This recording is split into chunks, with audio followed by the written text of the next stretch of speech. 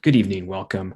I'm John. I'm a bookseller at Literati Bookstore in downtown Ann Arbor, Michigan. We're so pleased to welcome Haleh Liza Gafori in support of Gold, the translation of Rumi.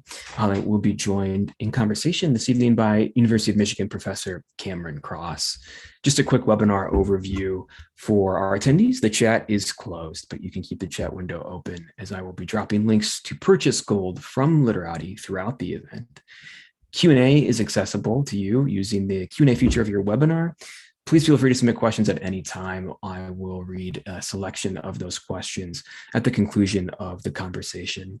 And live transcription is available on your toolbar as well, should you need that. Of course, if you're watching us later on YouTube, you can always find links to purchase books in the description directly below me. You can also, while you're there, like and subscribe to our channel to be kept up to date with all of our At Home with Literati events once they become available on our channel in a recorded format.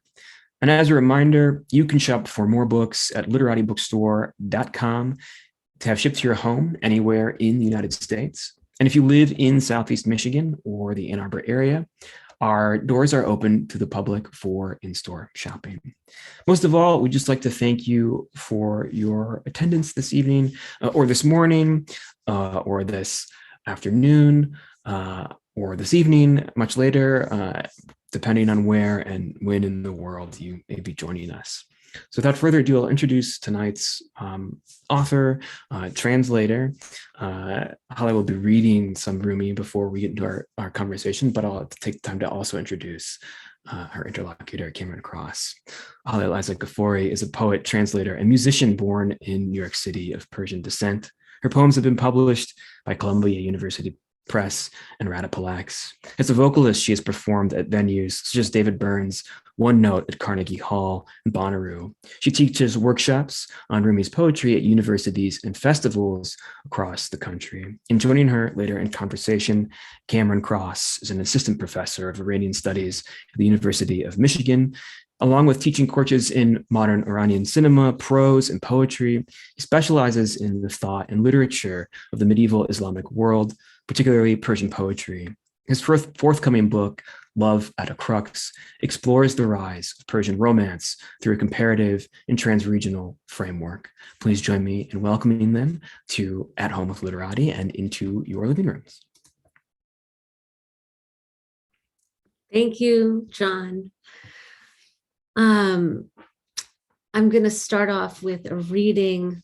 Well, actually, first I want to start off with a little bit of a short quote I heard from Jane Hirshfield, poet Jane Hirshfield, when she was asked what happens to you when you sit down to write and it's really flowing. And she said, one of the things that happens is I vanish. I'm very fond of moments when I vanish. I have a kinesthetic sense that poetry is in the room with me and that if I listen, it will begin to speak. And I discover what it is that the world and I are thinking together in the process of writing the poem. She says that writing is more a collaborative act than an act of will, a surrender to the mysterious larger knowledge that we all carry within us, but we need to become a bit vulnerable, a bit permeable to actually be able to hear. And then I'm just reading little pieces of this. This was from a reading she did with Banyan Books. I heard her speaking of this, it's on YouTube. And she says, when I'm talking, I'm not listening. When I'm listening, a larger available existence can emerge. So this made me think of Rumi and his process of writing. He was a preacher before he was a poet. And when Shams of Tabriz, the scruffy vagabond, the wild mystic, came into his life around the age of 38, everything shifted. And Shams was really encouraging him to put his books aside and listen to that other voice, both inner and outer voice that Jane is talking about, and to vanish. And, this experience of vanishing, the Persians call fana, ego death, surrender, becoming vulnerable and permeable to the voice beyond the self. And so I just thought a lot about that. You know, I thought about the relationship between those two. So I just wanted to start with that. In this book, Gold, there is a lot about this kind of vanishing. And I'll start with this poem. Why paint night over nightless day? Every religion has love, but love has no religion. Love is an ocean, no borders, no shores. Drown there and you won't lament it. The drowned have no regrets. In a poem that seems to be a conversation between soul and self. So on the page, we have the soul talking to the self. We hear again that drowning, that idea of drowning. So beginning with the soul speaking, and hopefully you'll be able to tell who's speaking while I'm reading. Colorless, nameless, free. That's what I am. When will I see myself as I am? Put mystery in the middle. Where's the middle in the middle I am? And this silver-tongued stream in me, when will it grow still enough to know the streaming stillness I am? The ocean I am, drowned in the ocean I am, shoreless, boundless, wonderful. Don't look for me in this world or that world. Both worlds are lost in the world I am, a luminous void beyond profit and loss. Wonder abounds beyond fear of loss and lust for gain. My soul, you are my true eyes. What are eyes in the invisible, visible I am? Then what do I call you? Silence. Words can't name what I am. Then praise the wordless speaker I am. I race through emptiness, footless like the moon. Praise the footless runner I am. Why are you running? To reach me? Settle in the placeless place I am. Settle in the nowhere, everywhere I am. The moment I saw Shams of Tabriz, I saw the supreme sea, treasure, and gold mine I am.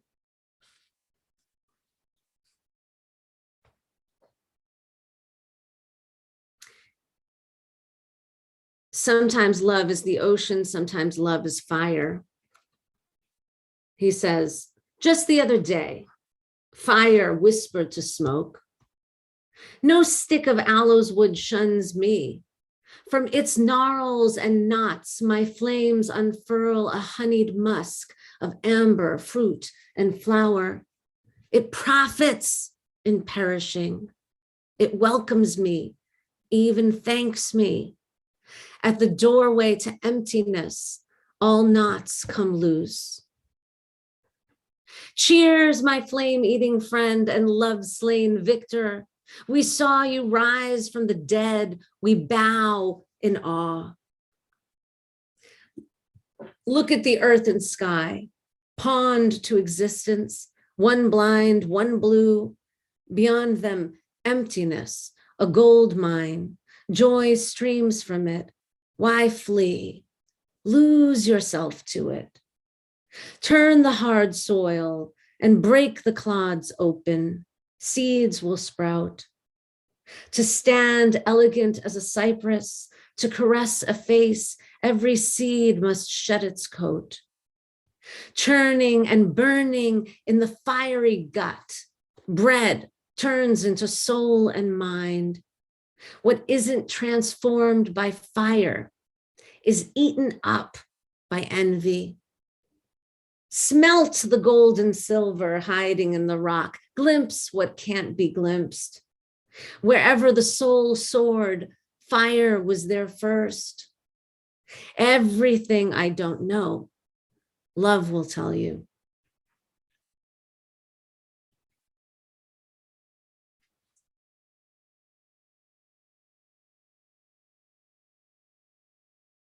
That willingness to alchemize, to transform, to move from the baser metal consciousness to the golden consciousness. This is so central to Sufi mysticism. And it's always with compassion. It's not a sense of sort of denigrating the baser metal consciousness, but saying, well, let's be guided by feeling states. The sort of golden consciousness of beyond me versus you, beyond obsessions with profit and loss, beyond self-obsessions, beyond preoccupations with, beyond armor, let's say, beyond defensiveness. There's this other level of consciousness that is, as Jane talked about, vulnerable and permeable. And that there is a sense of expansiveness there.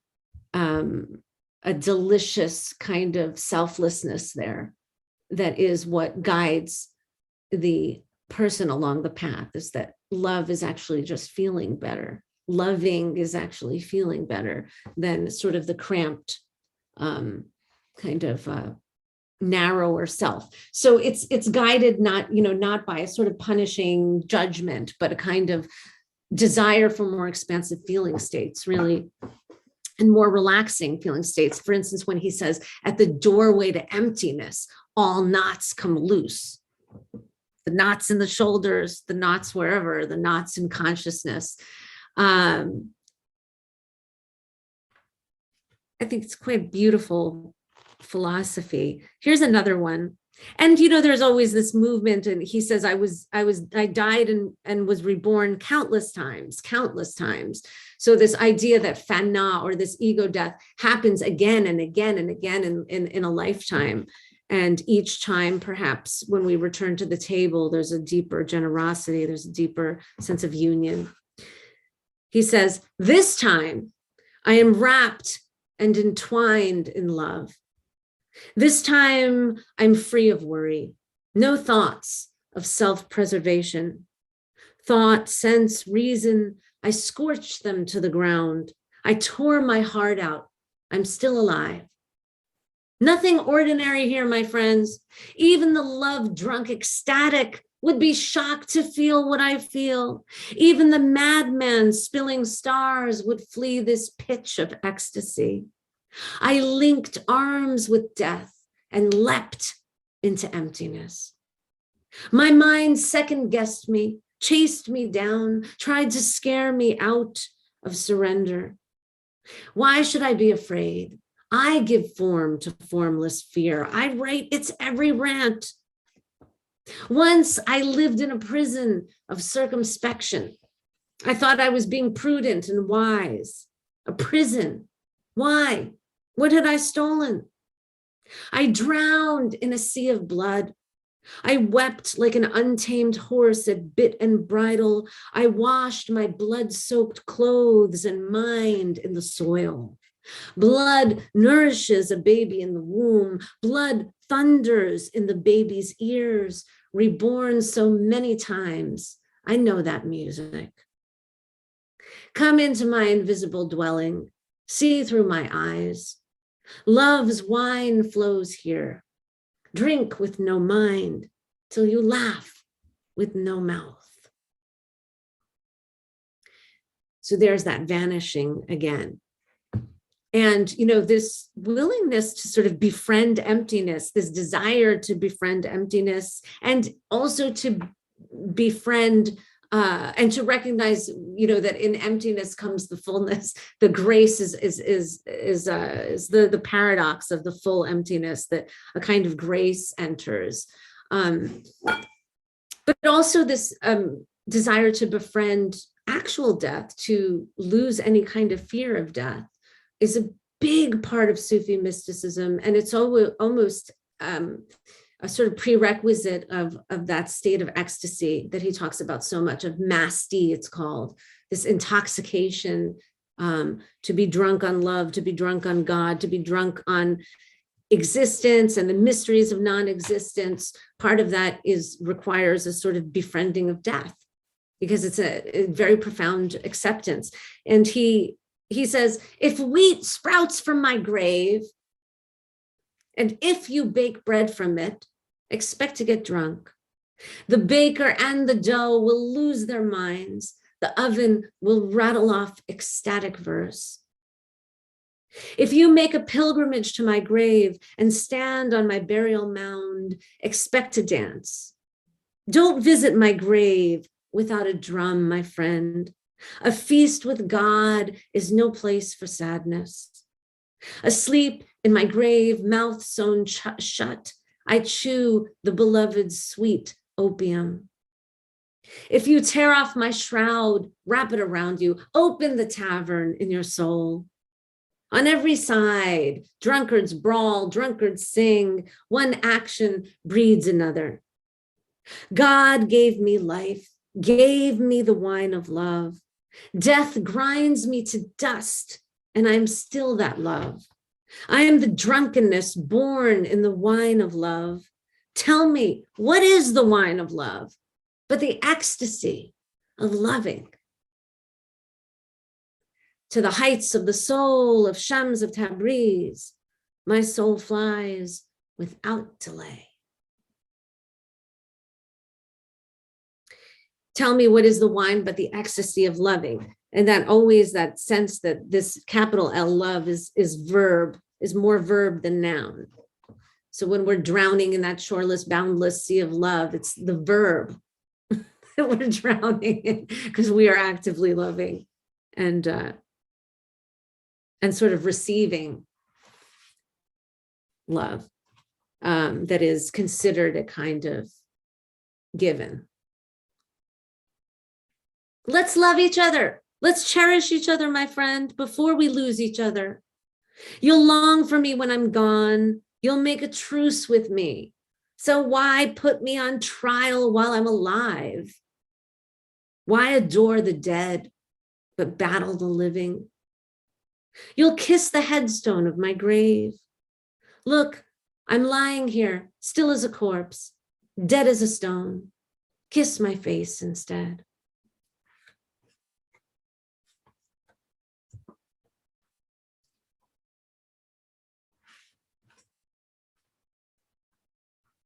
Sufis arrive from the left and right, wandering door to door, alley to alley.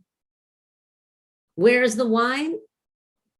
The heart is a door, the soul an alley, and the wine flows from God's jug.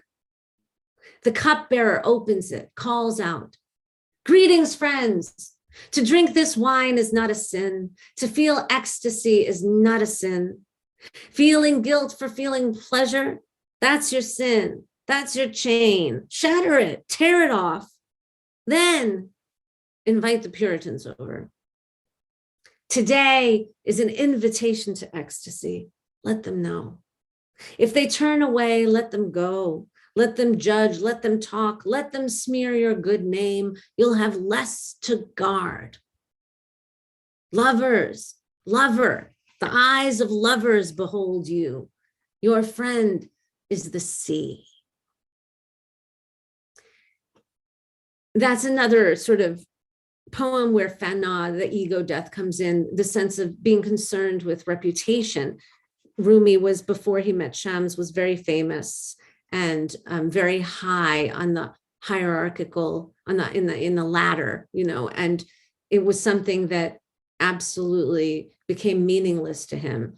And this sense that he could let go of attachment to name, rank, and prestige was such an important part of his process of growth, of sort of really like walking the mystical path instead of just discussing it in sermons, but really being able to let go of his attachment to name, rank, and prestige. And this poem sort of really brings that, to a clear, it really is quite clear here. Let them judge, let them talk, let them smear your good name. You'll have less to guard. Lover, the eyes of lovers behold you. Your friend is the sea. He says in another poem, I won't read the whole poem, but he says, look at me at this feast. I'm the lowest of the low. I'm so far gone in ecstasy, I can't tell up from down.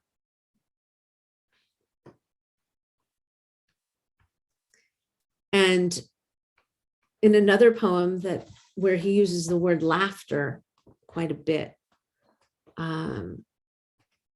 there's a really interesting stanza that also speaks to this. So I'll read this poem. He says, "Your laughter turns the world to paradise. It tears through me like fire. It teaches me. Reborn in emptiness, I emerge laughing, here to learn from love new depths of laughter. I've been short on courage, but I have a heart of sunlight straight from the king's hand. I stir up laughter even in those who fear joy. Crack open my shell, steal the pearl. I'll still be laughing. It's the rookies who laugh only when they win." That was the stanza. Crack open my shell, steal the pearl. I'll still be laughing. It's the rookies who laugh only when they win. Last night, the spirit of dawn came to my room and gave me a lesson in laughter. Our blazing roars lit the morning sky. When I brood like a rain cloud, laughter flashes through me. It's the habit of lightning to laugh through a storm. Look at the furnace. Look at the stones. See the glowing red veins, gold, laughing in fire, daring you. Prove you're no fake. Laugh even when you lose. We're fodder for death. So learn to laugh from the angel of death. He laughs at the jeweled belts and crowns of kings. All that splendor's just on loan.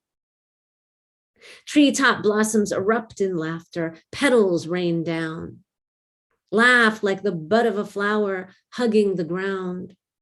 Its hidden smile opens to a laugh that lasts a lifetime.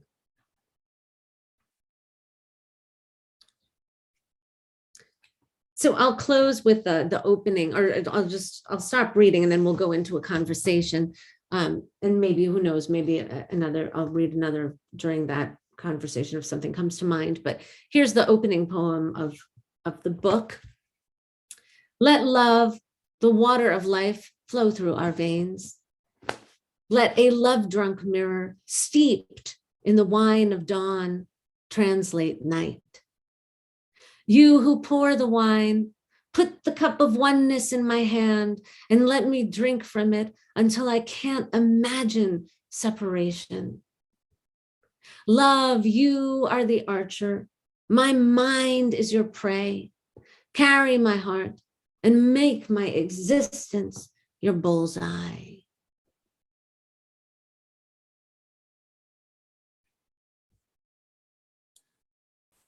Well, Haleh, thank you so much. I really enjoyed your recitations of this wonderful work.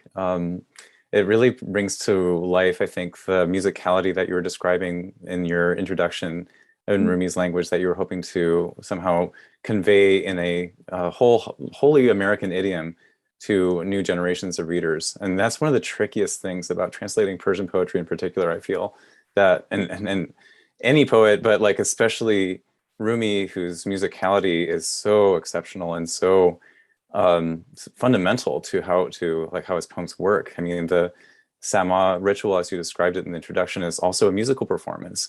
Yes. And I was really intrigued actually when hearing this, or should add this, I've never had the pleasure of meeting you before. So I was really intrigued when you mentioned or when I learned at the outset that you are also a musician. So I was kind of curious, as like my opening question was, I was curious to know a little bit more about your background before you came to this work, as a poet, as a musician, as a performer. Do you see anything that was sort of there, like sort of seeds being laid for this project in your previous work? Any kinds of connections that you see that brought you to Rumi? And then I have a follow-up question after that. But just tell us more about what you did before you came to Rumi and in this particular translation.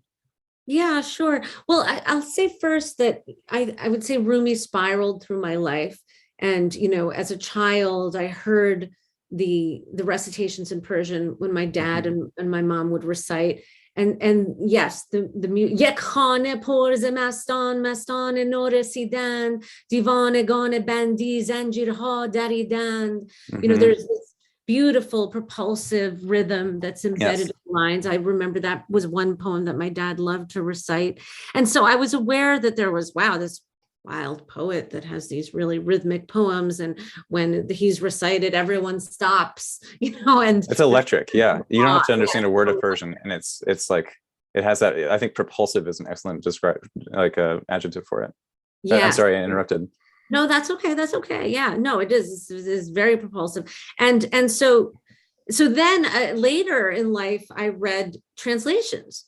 And I came, you know, Rumi came through in sort of different filter, you know, and I experienced him that way. And then eventually I started singing Rumi's lyrics and composing songs and touring a bit with that music. And that was another way of sort of engaging with the poetry, of course. And it lends itself to music because it started with music, because as you mentioned, Sama, the whirling dance, a lot of times he was composing while whirling, while the drum was playing. So when you hear something like this, is one I often recite because it's so incredibly rhythmic.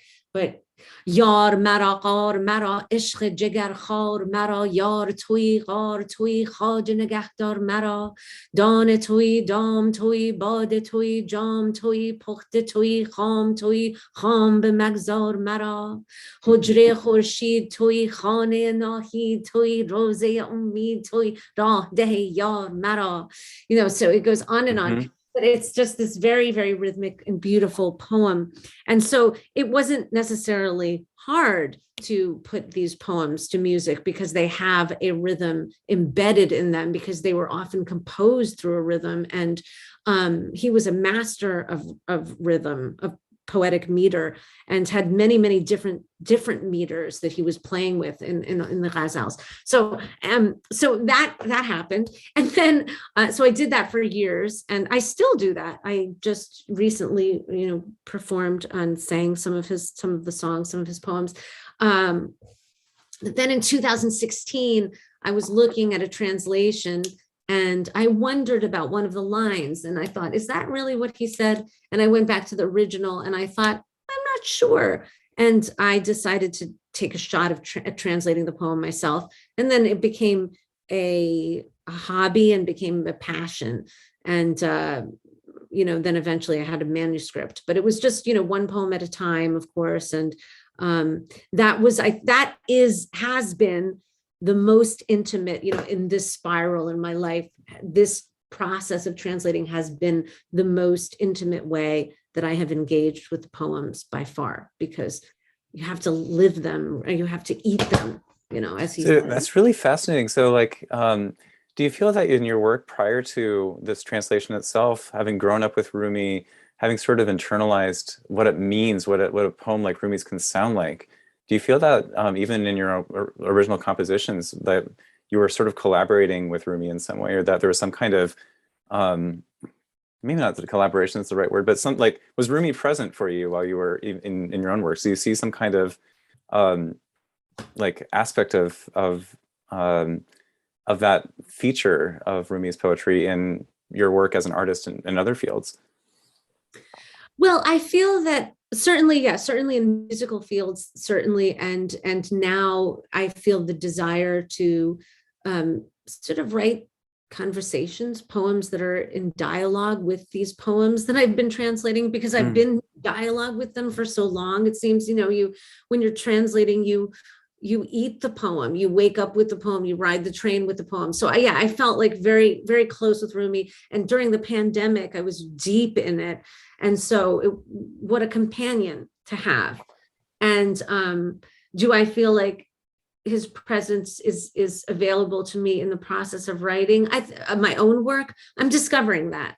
And I'm discovering my own process now that I've been sort of impacted by understanding his process. And even, for instance, that piece that Jane Hirschfield said, I thought it was a very interesting way of talking about composition, that you're really listening for the voice beyond you, and sitting down in a quiet place without an agenda, without any sort of previously crafted intention, as she says about the poem.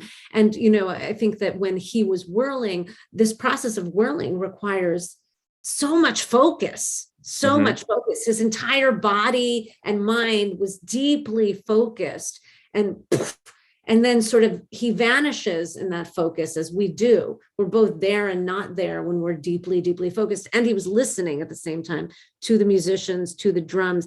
And that's when the sort of writing came in. So I'm not a whirler, but what kind of equivalent practice or similar practice can one find?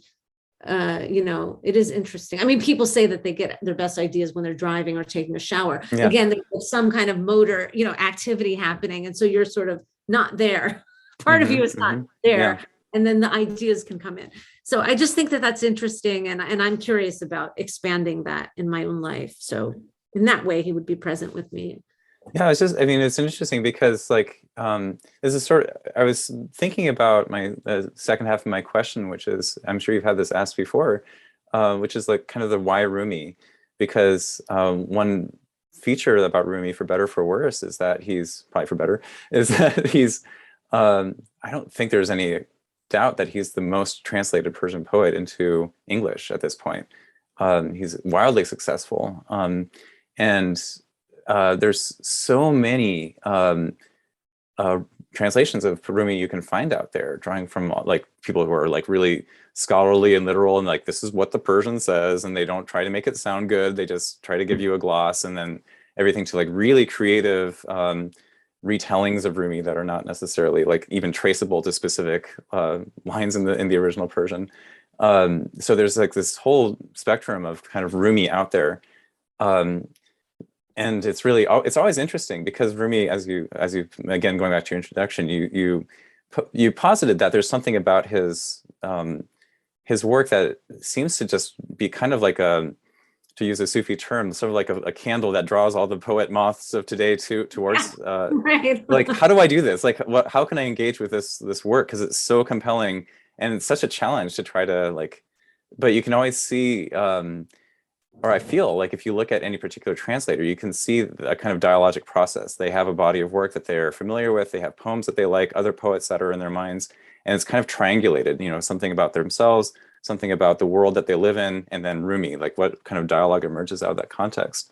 So that's all to say that I was kind of curious to ask, what kind, where do you see your work fitting into this? What kind of experience of Rumi are you hoping to give to your readers that might be a kind of new way of reading Rumi, of encountering Rumi, given this sort of wide spectrum of encounters already available to us in English?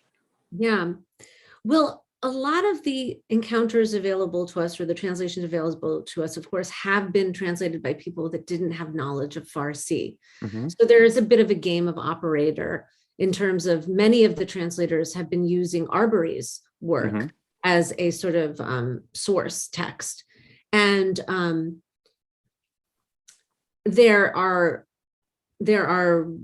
successes and there are mistakes, and that happens, of course. That's not surprising. So in one respect, I differ from a lot of the translators in that I know the language, and I'm working from a cultural context that sort of deeply embedded in my being.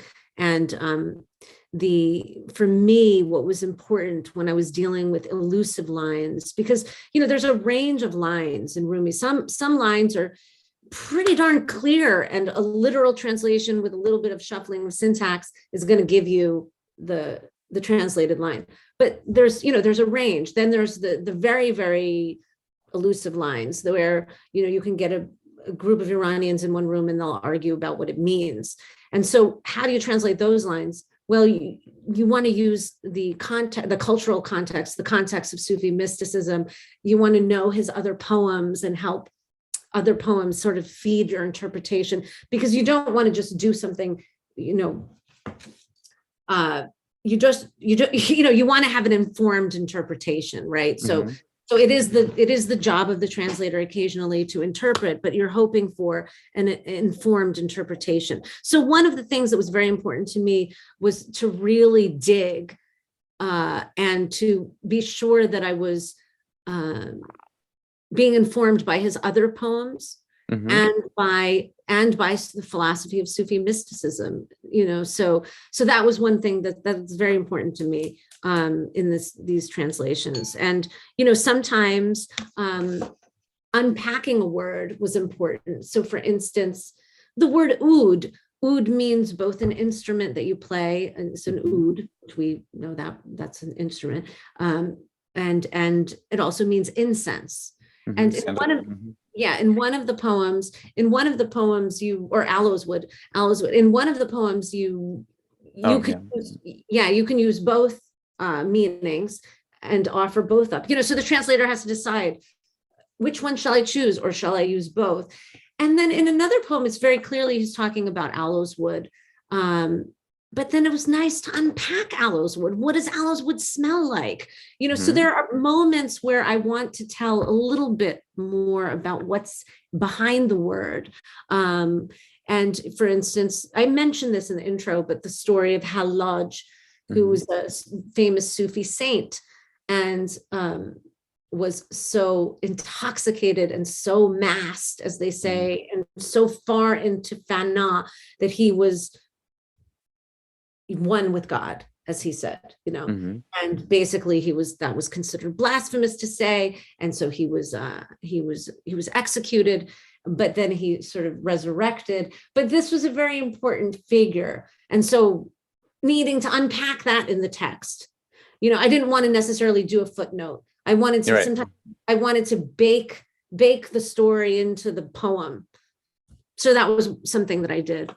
Mm-hmm. So you're aiming for kind of a translation that feels like poetry to an American, modern, like sort of American English ear, or let's say Anglophone ear, but one that is hopefully more responsible to like kind of the context in which Rumi was working. It sounds like, because like that certainly is a critique leveled against many second order translations of Rumi, that like it gets so much can get lost or like sort of slip by the translator who doesn't necessarily have the full context or full access to the language, that it sort of either it decontextualizes Rumi, or sometimes there's accusations of sort of turning him into this kind of generic dispenser of wisdom rather than like a specifically Islamic figure working in an Islamic context.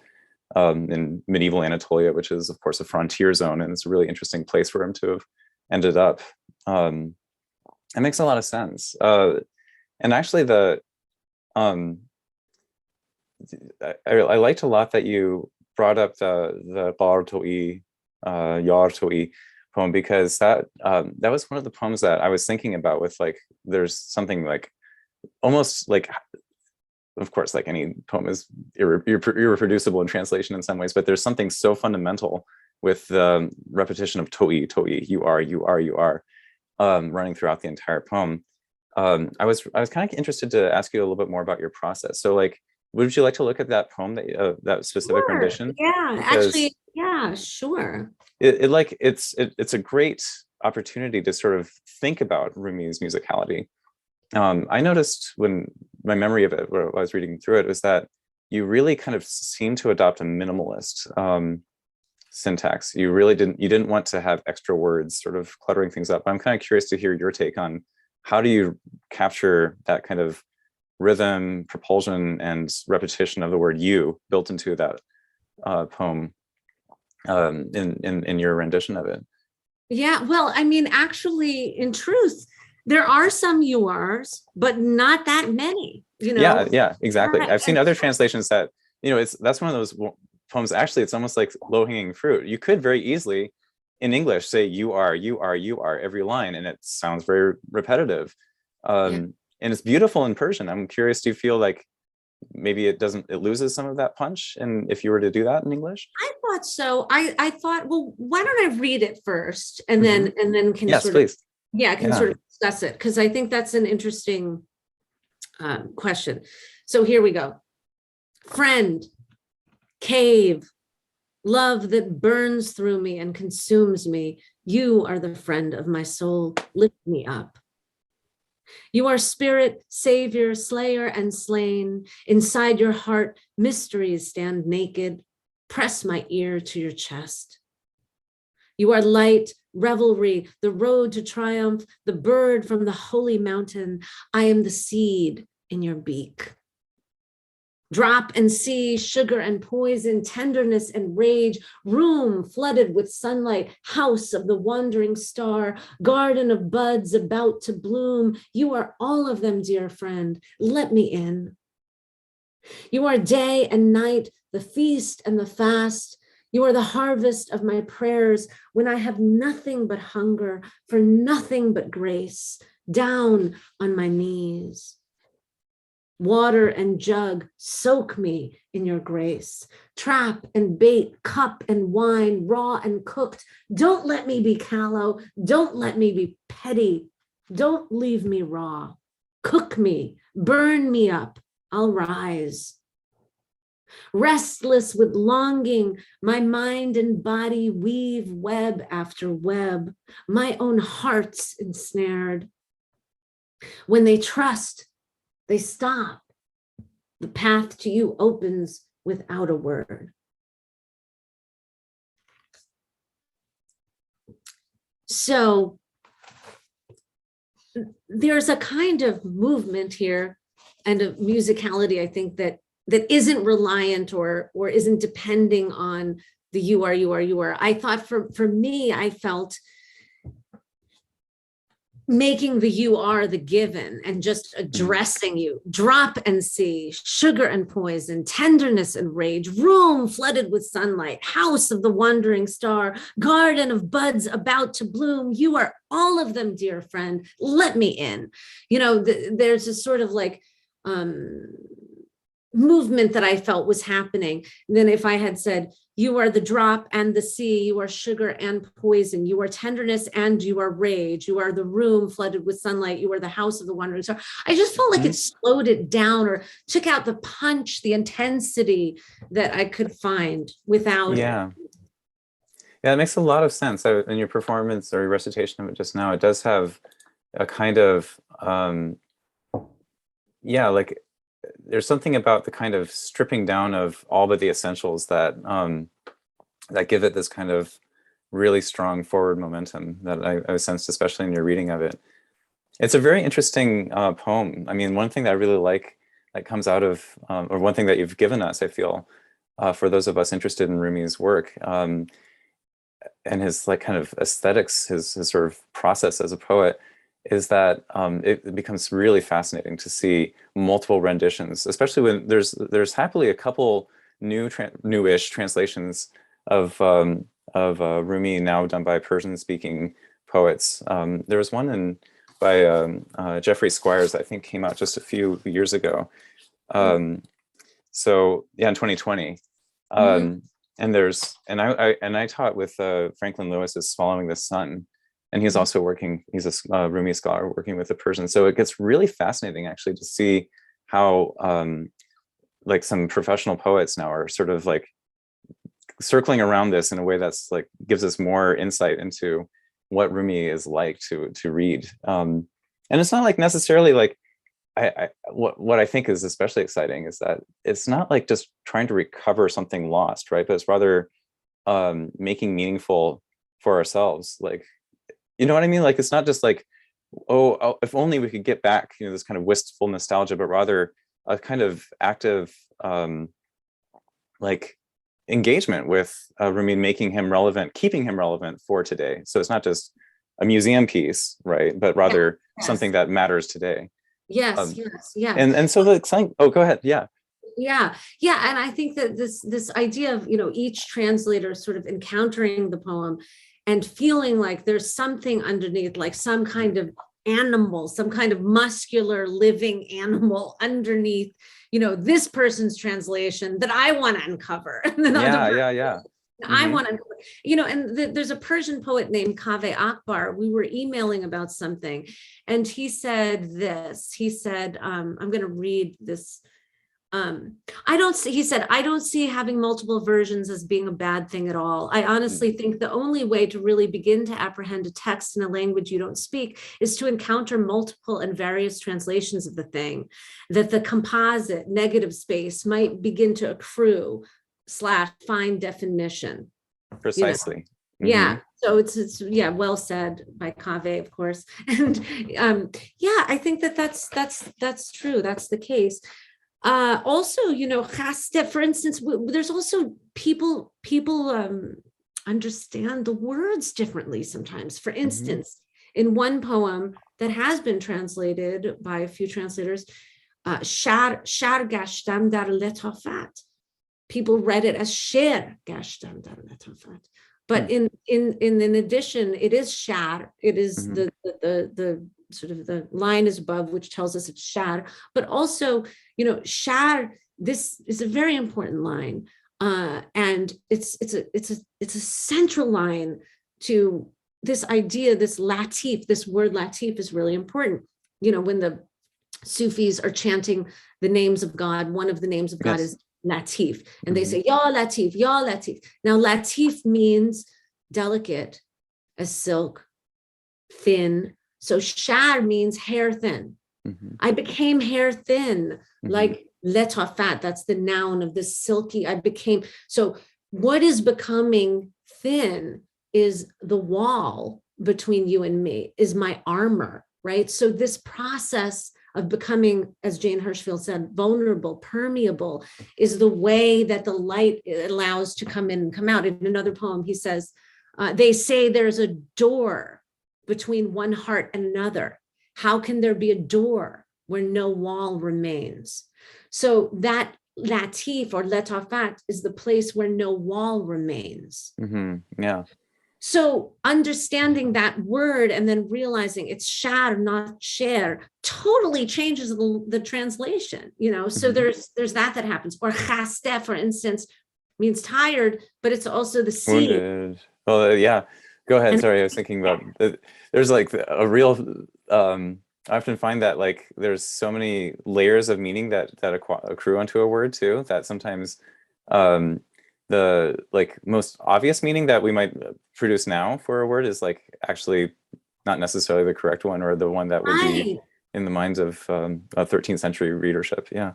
Exactly. What's the ancient meaning? What's the obscure meaning? Yes. Yeah. And we took that, I also worked closely with my mother. She's speaks in impeccable Persian. And sometimes we would dig together in these dictionaries that have really brought together ancient and obscure meanings of Persian words, so that you're getting the range, and then you have to decide which did he really mean. So for instance, when he says, you are the bird from the holy mountain, I am the seed in your beak, right? The seed.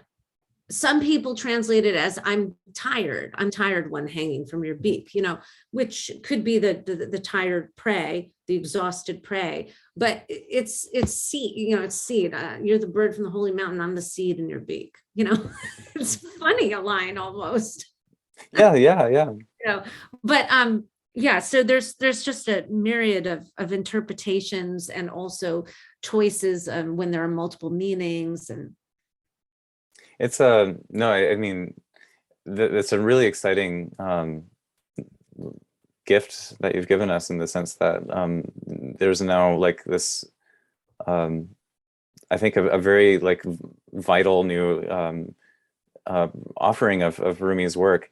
And I should also add, just to share my give credit where it's to like sing your praises a little more, that it I think a lot of these have been translated for the first time. There, I did notice many poems that like maybe like 30%, 40% of the poems I could find, Arbery did this, or Coleman Barks did this, or Lewis did this, or but like many I don't think have been translated in English before. So it's a real opening of a new view into Rumi.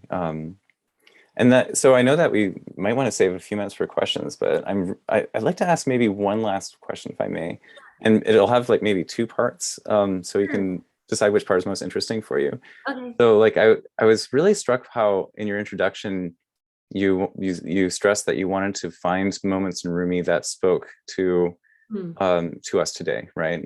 Like again, sort of thinking beyond Persian, the translation as a process of like preservation and museum keeping, but rather something that makes a difference, right?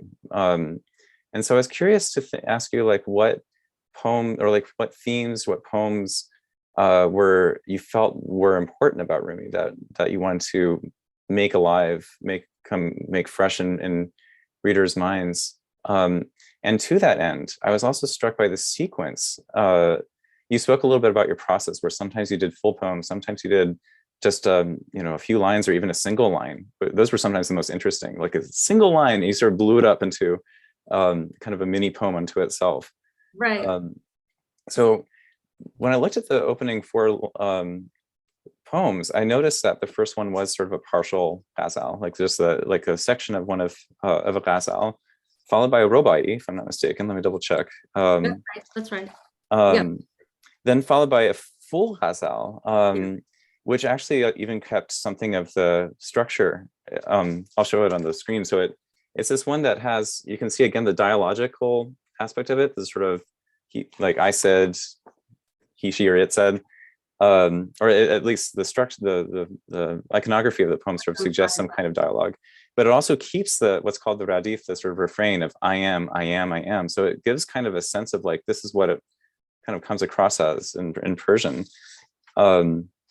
And finally going into another short poem or another excerpt of a ghazal, with the shattering of the cup and the shattering of the cage. Yeah. So I was kind of curious, did you have some kind of sequence, some kind of journey in mind about like introducing readers to who Rumi is, his main themes, what his poems are like, some kind of like beginning and end flow in the sequencing and the arrangement, and, the kind of structure of the volume?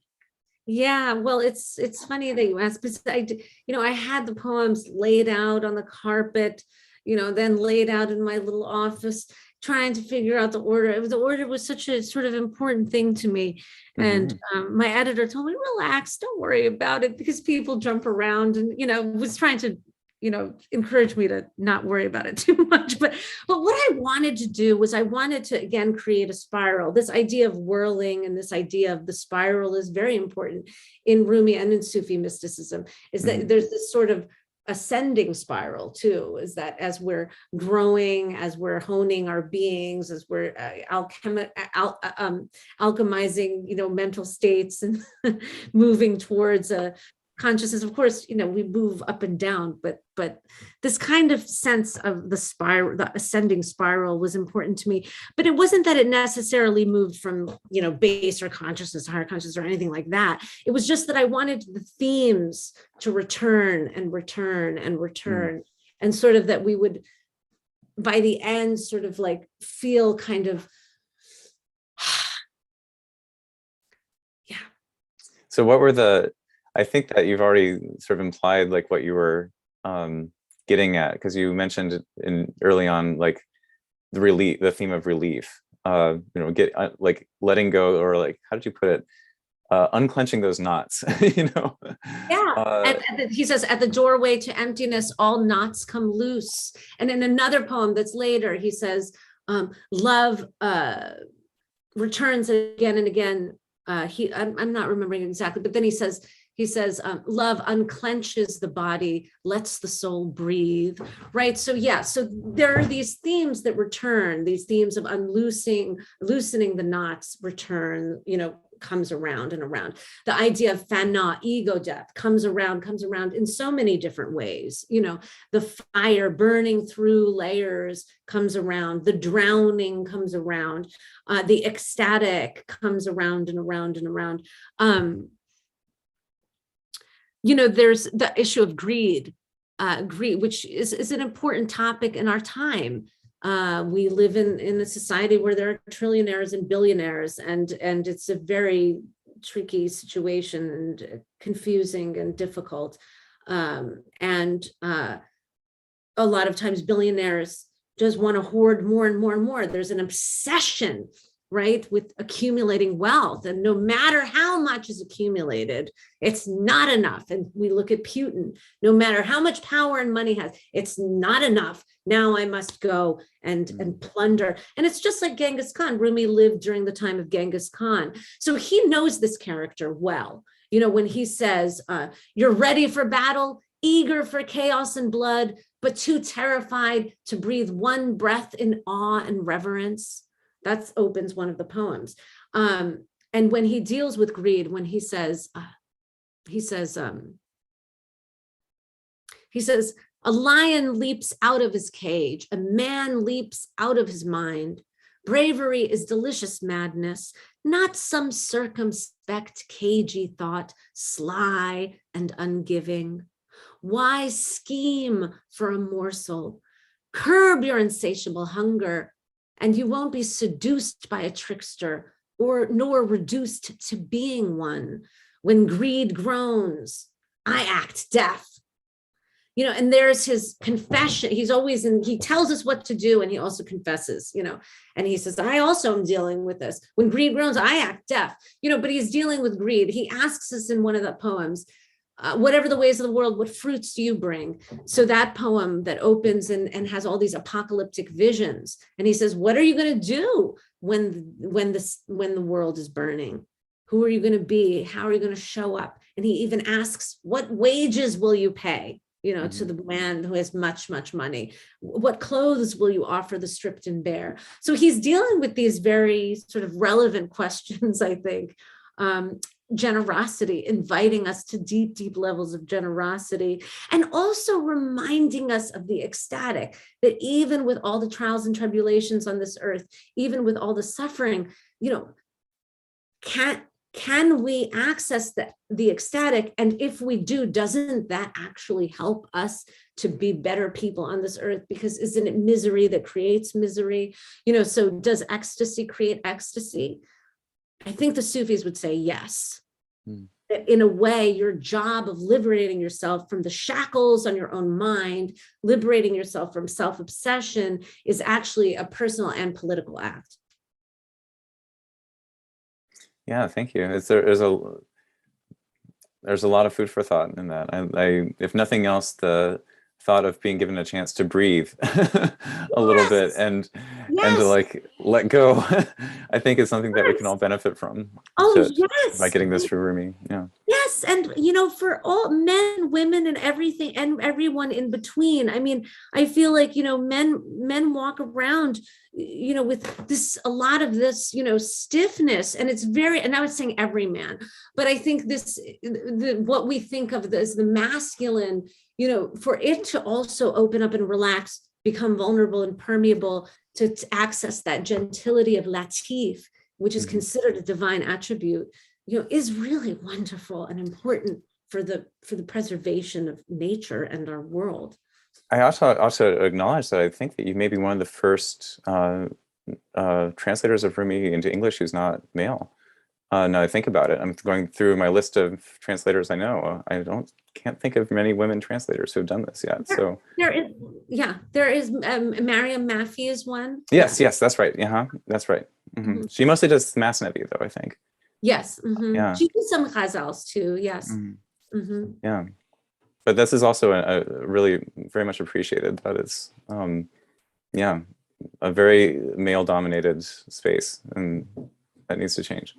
Yes. So thank you. Yes. Sure. Thank you. Yeah. Thank you so much for your questions. It's very interesting questions. I think we've sated our viewers we have no questions in the Q&A, and I like to attribute that to the sheer quality of conversation and the depth and breadth that you both were able to take us in sharing Rumi's work. And we can't thank you enough for joining us tonight at Home with Literati and having this conversation. So Haleh Liza Gafori, Cameron Cross, thank you so much for being with us this evening. Hopefully we'll have occasion to do this in the store in the not too distant future. But until then, we hope you continue to stay safe and be well. And to all of our attendees, thank you so much for joining us this evening. We look forward to seeing you at the next event. So take care, everybody, and have a great night. Thank you so much. Thank you. Thank you for having us. And thank you, Haleh, for this wonderful discussion. I really learned a lot and enjoyed it very much. Thank you so much. Such a pleasure. And I look forward to, reading what you're doing about what you're doing and in Persian cinema and, Kiarostami. I've been working on his haikus. And so. Oh, yeah. Yeah, interesting. So we'll have to talk again. The next volume, yeah. Yeah, definitely. Absolutely. Definitely. Thank you so Thanks much. all. Have a great night. Thank you. Thank you.